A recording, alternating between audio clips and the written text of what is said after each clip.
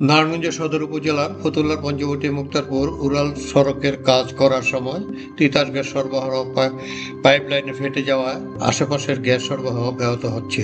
শনিবার বিকেলে উড়াল সড়কের জন্য গাঁথনি করতে গেলে বিশ্বিক শাসনগাঁও এলাকায় পাইপলাইনটি ফেটে যায় বলে জানান Titas gas transmission and distribution কোম্পানির নারায়ণগঞ্জ আঞ্চলিক বিপণন বিভাগের মহাব্যবস্থাপক মামুনুর রশিদ।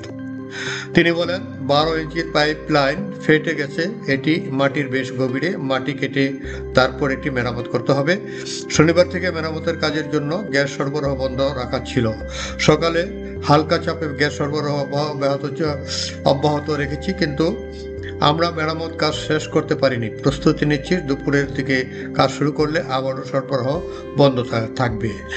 এই মেরামতের কাজ শেষ করার কোনো নির্দিষ্ট সময়সীমা জানাতে পারেননি কর্মকর্তা। এদিকে গ্যাস লাইনের কাজ করার কারণে নারায়ণগঞ্জের ফতুল্লা শিল্পাঞ্চল সহ নারায়ণ শহরের বেশিরভাগ বাসাবাড়িতে গ্যাসের সরবরাহ বন্ধ রয়েছে। ফলে বাসার গৃহিণীদের রান্নাবান্না করতে গিয়ে বেশ দুর্ভোগ পোহাতে হয়েছে।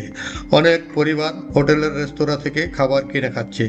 এর আগেও একাধিকবার এ প্রকল্পের কাজ করতে গিয়ে তিতাস গ্যাসের পাইপলাইন ফেটে যাওয়ার ঘটনা ঘটেছে। এতে ভোগান্তিতে পড়েছে গ্রাহকরা। একই সঙ্গে গ্যাসের উপর নির্ভর শিল্প কারখানা উৎপাদনও ব্যাহত হচ্ছে।